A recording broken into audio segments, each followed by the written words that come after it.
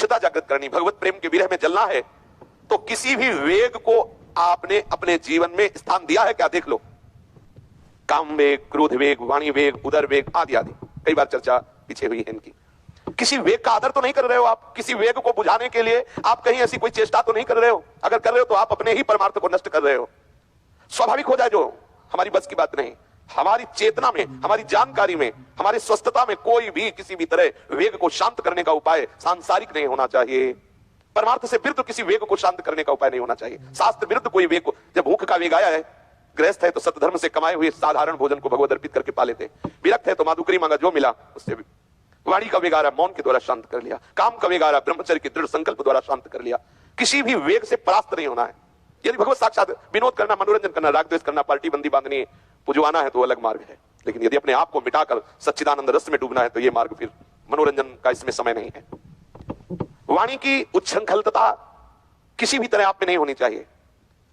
कोई भी क्षोभ तुम्हारे द्वारा किसी को नहीं पहुंचना चाहिए, किसी के द्वारा तुम्हें क्षुभित नहीं होना चाहिए। तुम्हारी ऐसी स्थिति होनी चाहिए, कोई कितना भी तुम्हारे साथ प्रतिकूल व्यवहार करे तुम दुखी ना हो, क्षोभ को प्राप्त ना हो, पर तुम्हारे द्वारा किसी को तनिक भी दुखद व्यवहार नहीं होना चाहिए। ये भगवत प्राप्ति का, भगवत पार्षद पद है। परहित की दृष्टि में हृदय के तराजू में तौलकर अत्यंत मधुर परमार्थ का वचन बोलो। स्वाद दृष्टि से कभी कुछ ना, जीवन भर मत खाओ स्वाद दृष्टि जग करके कुछ भी। हटा दो, नहीं खाना, चलो रोटी लाओ, नहीं खीर हलवा हटाओ, नहीं पाना, ऐसा स्वभाव रखो। पर यहां तो रोटी हटा देंगे, हलवा खीर रख लेंगे। आप देख लो, अंदर से देख लो, तभी व्याकुलता नहीं पैदा होती भगवत प्राप्ति की। रोटी तो रोज होती है, आज तो बस आज ही में तो खसका देगा वो कहीं। बहुत सावधान, ये मन जो है प्रतिपल आपको परास्त करने की चेष्टा करेगा, चाल बुनेगा, साधक सावधान रहे। स्वाद दृष्टि से जो साधक भोजन पाता है वो तमोगुणी है, तमोगुण की वृद्धि करता है, वो अपने जीवन में कभी परमार्थ का व्रत निर्वाह नहीं कर सकता। ध्यान देना, स्वाद बुद्धि से जहर है हमारे लिए भोजन, क्योंकि भगवत प्राप्ति के मार्ग के साधक हैं। शरीर, वीर, प्राण और मन, ये चारों एक ही है, इनका परस्पर घना संबंध है। एक को भी क्षुभित मत होने देना जीवन में भी। शरीर, वीर, प्राण और मन, जो कम आहार करता है, निरंतर भजन करता है, तो बिना प्राणायाम के भी प्राणवायु सूक्ष्म होने लगती है। जो ब्रह्मचारी है तो शरीर निरोग होने लगता है। कोई प्रारब्धवशात असाध्य आदि रोग आ जाए वो बात अलग है, लेकिन ऐसा नहीं है यहाँ दर्द हो वहां दर्द हो, ये सब प्राणवायु बिगड़ती है ना, तभी कई तरह के रोग। साधक जो ब्रह्मचारी है, आसनों पर बैठता है, भजन परायण है, शरीर स्वस्थ रहेगा, निरोग रहेगा, हल्का रहेगा, वीर पुष्ट रहेगा, मन शांत रहेगा, एकाग्रता पूर्वक भजन होगा, क्योंकि प्राण सूक्ष्म है। साधक पास चल रहा, उसकी प्राणवायु सुनाई दे ऐसे, वाह ये प्राण साधक है। सही माने में तो साधक वो है कि ऐसे आटा लगा दे, ऐसे पाउडर रख दे और वो पाउडर उड़े ना, और उसकी प्राण तब लगा कि हाँ भजन सही माने में हो रहा है। आराम से प्राणवायु का ऊपर ले जाना, नीचे ले जाना, बार बार मंत्र, उससे प्राणवायु सूक्ष्म, उससे आप देखो आनंद की अनुभूति होगी। आपका ब्रह्मचर्य पुष्ट है, शरीर शांत है, मन एकाग्र, खूब भजन परायण। ये दिव्यता का अनुभव करने के लिए है, और हम सब दिव्यता के ही मार्ग के तो प्रतीक हैं।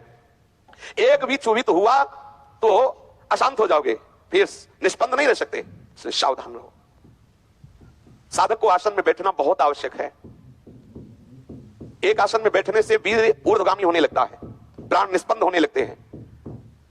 बहुत वर्षों तक बाबा लेटे ही नहीं, बहुत वर्षों तक बाबा लेटे ही नहीं। पद्मासन में बैठे ही बैठे ऐसे कमर थोड़ा ऐसे झुकाई, थोड़ा सो गए, फिर बैठ गए।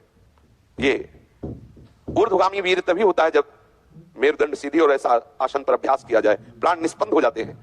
शरीर स्थिर रहने से प्राण निष्पन्द होता है। प्राण और शरीर अन्योन्याश्रित है।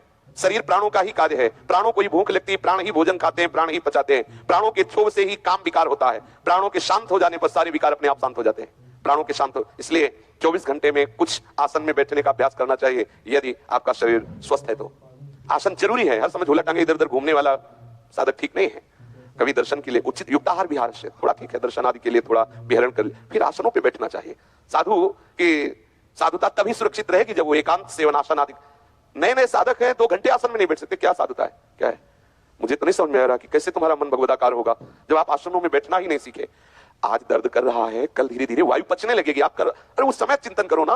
और वो जो दर्द हो रहा है तुम्हारे प्रारब्ध का नाश हो रहा है, कोई ऐसा थोड़ी जो जानबूझकर तुम दर्द सह रहे हो, तुम्हारे प्रारब्ध का समन हो रहा है, अंतःकरण पवित्र हो रहा है, प्रभु की तरफ बढ़ रहे हैं, प्रभु आपसे रीझ रहे हैं, बैठना चाहिए।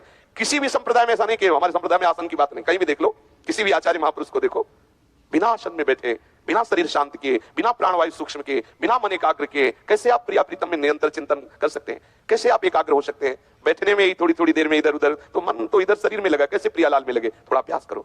जिनका अभ्यास नहीं पूर्व में हुआ, अवस्था ज्यादा हो गई, तो नाम पर ध्यान दो, नाम पर, आखिरी बात नाम पे ही है। लेकिन आप यौवन शरीर है तो आप जरूर साधन पर लगो, बिना साधन के आप निर्विकार नहीं रहेंगे। नई नई अवस्था के साधक है और चेहरे पे कुछ है ही नहीं, चेहरा देखो तो ऐसा लगता है कि जैसे 10-5 बच्चों के पिता हो, नहीं ऐसा नहीं।